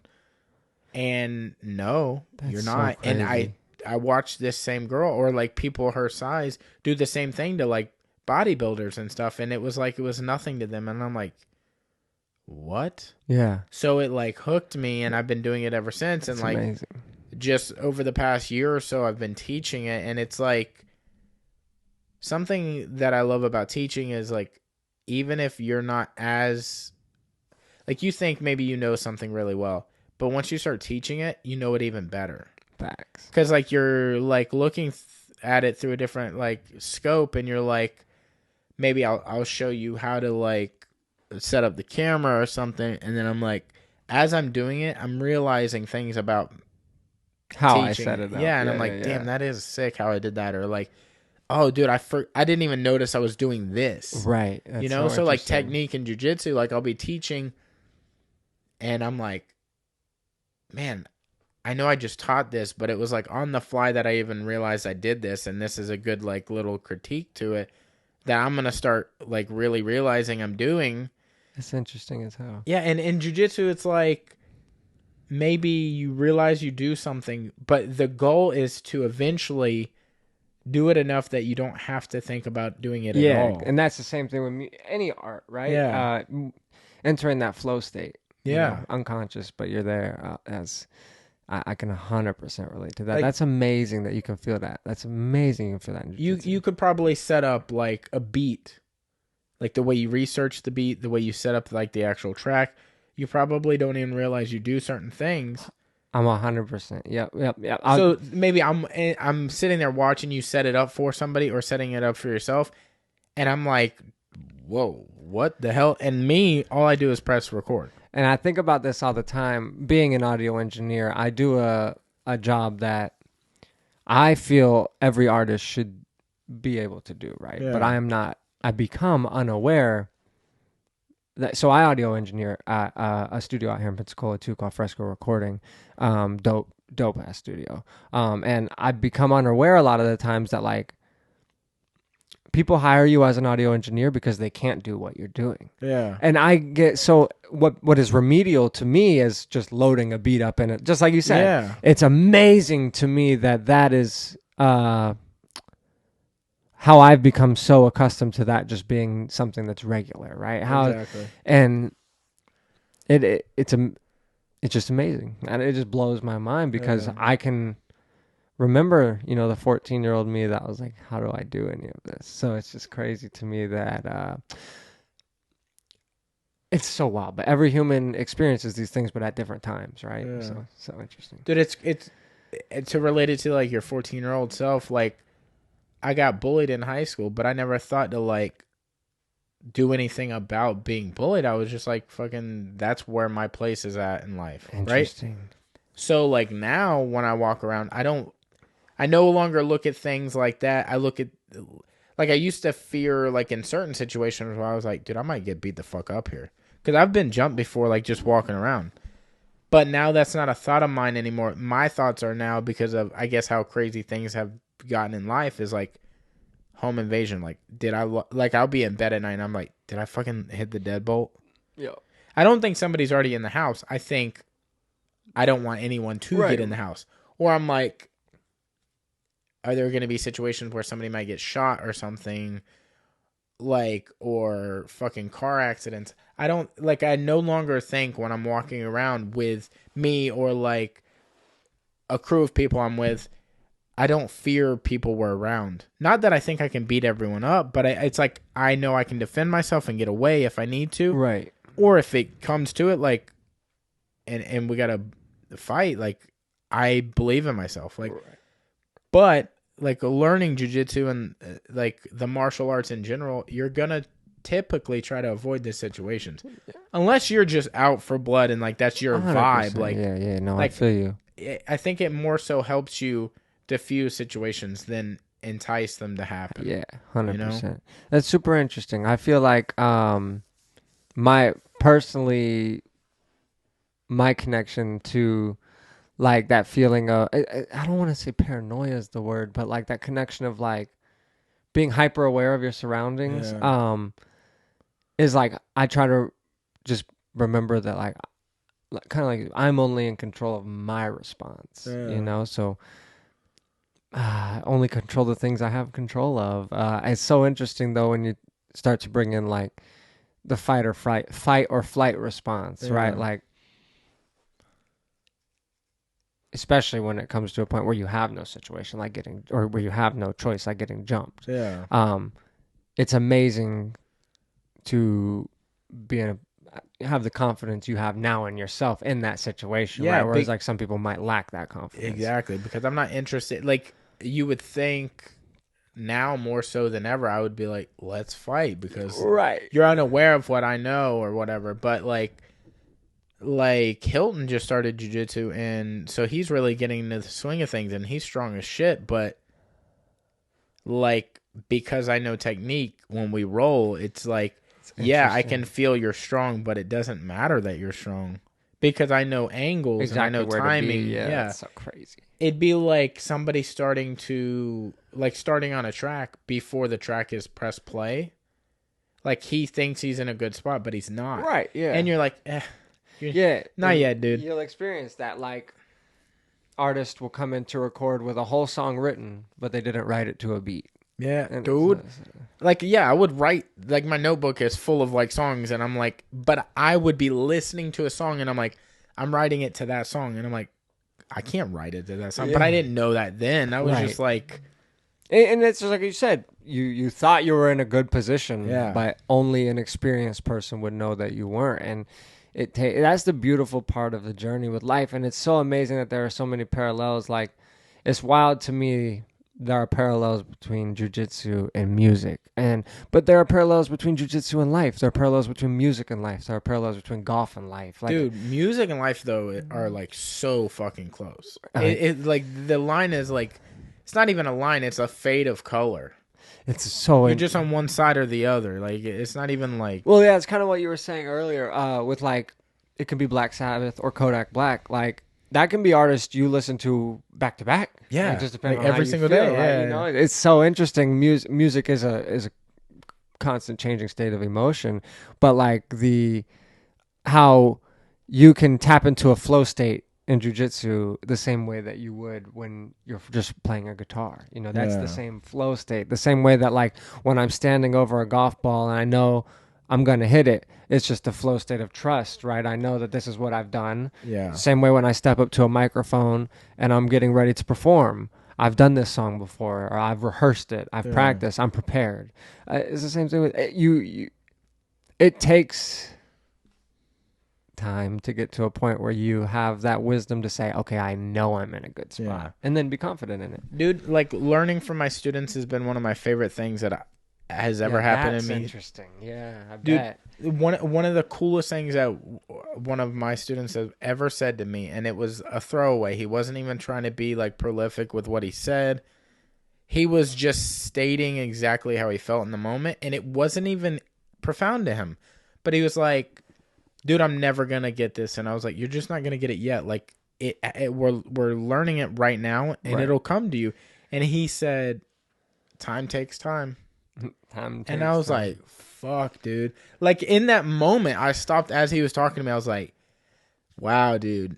Like, that's so deep. Like, time takes time. Yeah, that's interesting. I like that. Like, yeah dude, everything that's worth anything that's going to be any good isn't going to be great right away. Exactly like, they think, like, all these people that have done jiu-jitsu before them, they're like, oh, these people are the world's best. Yeah, but they weren't. Right. Everybody didn't know anything at one point. Yep. You didn't know how to talk, eat, like, breathe. I mean, maybe you knew how to breathe when you were born, but, like, things. Like, and then also, like, something I try to remain conscious of, comparison is the death of joy for anybody, right?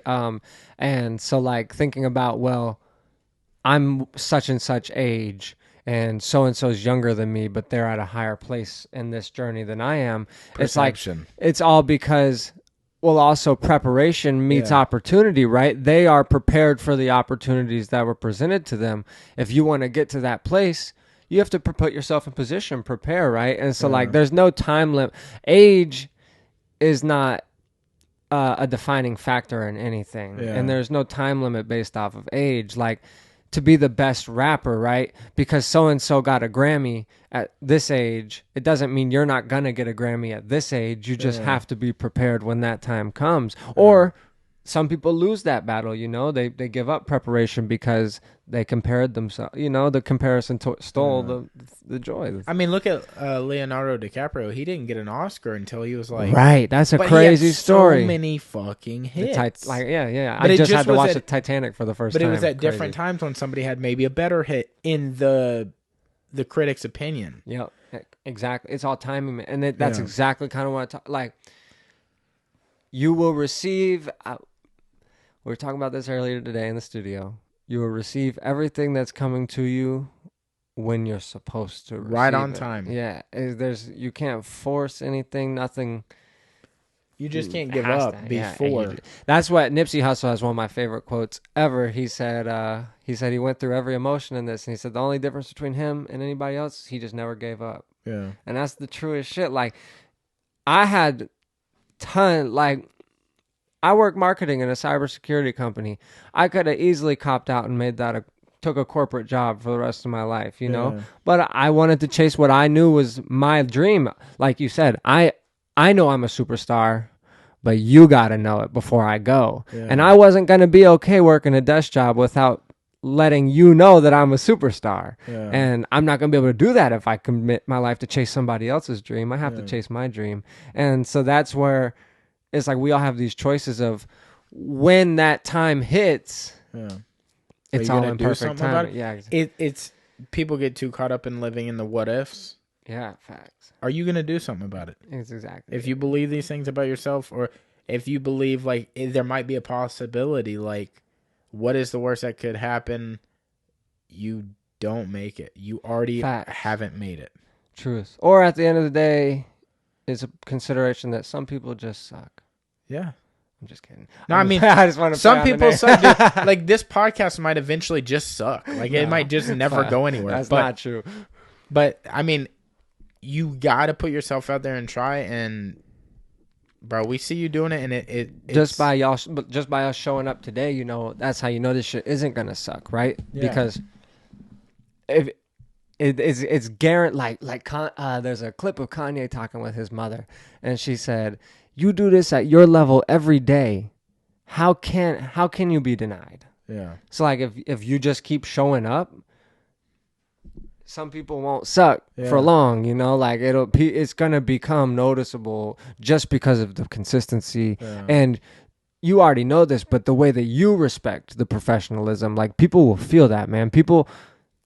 I peep that you make your own thumbnails, right? Yeah. Like, just like you said, average Joe Blow off the street might not recognize that, but that's because they're worried about what they're going to freaking eat for dinner, or they ate for breakfast. Oh, God, they might have had too many calories. Who knows what the worries are about? Everybody's worried about something, but it's like you're going to catch a person at a time when they can worry about, oh, I'm worried about investing in this, you know, and diving into whatever rabbit hole they find, you know, and that's cool that we live in a time where we can create those rabbit holes. Yeah. We do live in a special time where we're able to make a living off of things we actually want to do, and like there's more opportunity now than ever. Facts. Like I could see this being monetizable. Like I could see y'all making money off of this. That blows my mind that you don't make money off of Spotify or anything like that. I'm not knowledgeable in the space though. At a certain point, like we can start making money off of YouTube, but you have to make like over 10,000 views, and I think you have to have like 1,000 subscribers. There's no independent platform like you can do Patreon, but we don't have a big enough following that would make sense for them to pay. Right, but say you do a somepeoplesuck.com, and then you do $5 a month. I'll get all the episodes. See, I just feel like our following isn't big enough that we should or could ask that, because like But you still make it available. But those who will support, you know. True. I feel like once our YouTube gets there, that our YouTube will provide. I'm not knowledgeable in the podcast space. Fine. I'm just curious. I mean, it doesn't hurt asking, because it maybe leaves my mind open to wondering myself, and then maybe I'll research something a little more. Yeah, I'm curious, man. I've always been interested. I'm always been interested in podcasts and everything like that. I mean, you killed it. Hey, for this to be your first in-person one, thank you, dude. You crushed. Hey, I appreciate it. I could see you doing this one day. Hell yeah, I enjoy. I could see myself sitting on a golf podcast or something like that. I'd love to. Yeah, I enjoy or music, man. I enjoy talking hip hop, anything like that. I enjoy sitting here, man. I had a great time. I don't know what we're at time wise, but You're at an hour 45. Hell yeah, roughly. That's fire. Yeah. So what do you usually go to? An hour, but cool. Conversation was good. No, I was like, I ain't gonna stop. I love it. Yeah, no, that's so dope. Yeah, I'm got no limit myself. I enjoy doing this, man, and it's great to. I enjoy doing anything creative and just being a part of leaving something behind. That's always been my goal. I've always talked about, like, if you listen to some of my earliest music, even I talk about my words will be here when I'm gone. Yeah, it's like at the end of the day, this is just for my kids to know who I was. Dude, Cole Bennett said that about Juice WRLD. He's like, even though like this is going on and like Juice is past and like they're putting out albums and stuff, and it's like that will be here forever now. Even though he's gone, he lives forever through his music. And that, dude, that's so I've always been conscious of that myself, man. Even without any fans, like back when I was in high school and shit. I mean, still to this very day, I don't create for any other reason than to leave something behind, right? Like it's about really getting these feelings out, so like when I'm gone, I can say not even that I can say it, but when I'm gone, it's like there's a piece of me that's on this earth still. It lives forever, even if that's digitally, physically, however it's received, it's here. Yeah. That's dope, man. Is there anything you want to promote before you get out of here? Tons of new music coming. I'm probably about to drop a new snippet for everybody to drop a song title on and do some artwork. I don't know if I'm gonna drop that tonight. All right, when's this gonna drop? This comes out Monday. Next Monday? Cool. Yeah, so, like 3 days from now. Sweet, perfect. Yeah, so the snippet will probably be up by then. So just tap in with me on socials everywhere at Made by Dubs. I know he said that in the beginning. Wyatt Coleman everywhere else. But other than that, I don't have anything else to promote. Just say I appreciate you having me for real. It's been a dope conversation. Yeah, it's awesome. I really enjoyed my time. Dude, the vibes were all up the whole time. Hell yeah. I can't thank you enough for coming on. And next time we'll have Hilton on to talk a little golf for you, bro. Yeah. We'll dive deep into golf, man, or any sports even. I'm a big, you watch football? Yeah. Hell yeah, I'm a big football guru. I actually got second place in my fantasy football this year. Oh, word? First time I ever made the playoffs. See, I'm way bigger college than I am. Who's your college team? Alabama. Word. Yeah. Word. All right, I'm gonna scoot a little farther. No, I'm just kidding. I actually, my mom dated a guy. His name's Terry, and his team was Alabama. Word. And that was like when I was like super like moldable and like the team sucked. We were like 3-8. You know, we were losing every single season. I don't even remember these times. No, yeah, dude, it was yeah, dude, not now. Like people only think of Alabama as a winning team. I liked them when they sucked. But like something about the color and it was like how passionate he was about the team. It's like everything just perfectly worked that I loved him. Yeah, and I feel that. I'm the same. To this day. I didn't go to college. I'm not big on college, the whole premise of it, but I grew up for me, my brother's best friend or something at the time was a big Georgia fan. I grew up a Georgia fan. I was a Bulldog fan my whole childhood. I was always rocking Georgia stuff. But my dad went to Clemson, so... well, good luck Monday night.